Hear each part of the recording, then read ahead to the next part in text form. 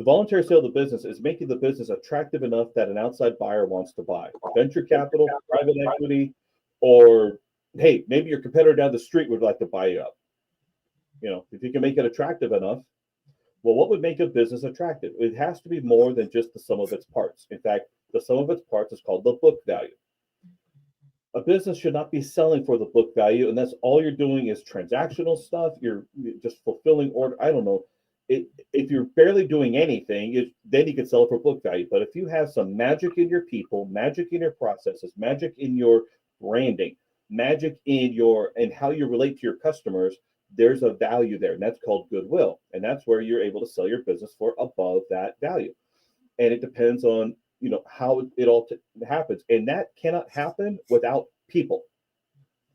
So if you want to make your business very attractive, you need to keep your key people so that it becomes too expensive, too costly to them to leave and either create their own enterprise or to be lured away by the competitor. Because if they get lured away, how many of their key contacts, how many of their key customers are going to go with them? So we make it financially costly for them to ever leave. Because what they should be saying is that doesn't mean that they're not going to be courted. So, you got your competitor down the road, they're talking to your key executive, maybe they're the head of sales, right? And the head of sales should be saying, well, I've got this key retention package, and I need to make sure you can match it. I got this life insurance policy we got 5 years ago, but I just got my diabetic diagnosis. So I need to make sure you can match what they got for me.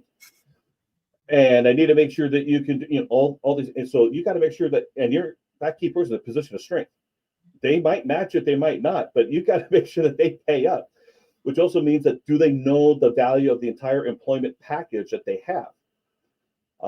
That's an important, quite frankly, a business owner's sales disclosure. There should be something that says, this is the value of the package that we're offering you to make sure that you stay. And you couple that with a vesting provision to make sure that they stay for X number of years, so that after, let's say, the 10th year, they finally get to keep the whole thing.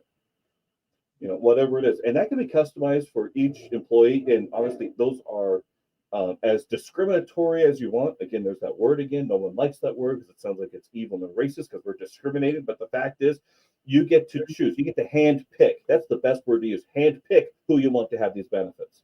They're somewhat discriminatory just in and of themselves if you can't even pass underwriting. Yeah, well, and what is it? The life insurance business is the longest lasting legal, moral, ethical Ponzi scheme in human history. But the question is, can it get you in? And do you qualify? That's it. Can it get you in? Can it get you to qualify? And can you stay long enough for the Ponzi scheme to pay out to you, right? That's the idea, quite frankly. But it's legal, it's moral, because it has these other intrinsic benefits of, paying out these benefits. But yeah, you've got to have a quality program in place to keep your key people, because if you can't do business without them, you can't afford to lose them, which means what would it cost you to lose them? You need to figure that out so that you put a plan in place so that they don't want to leave.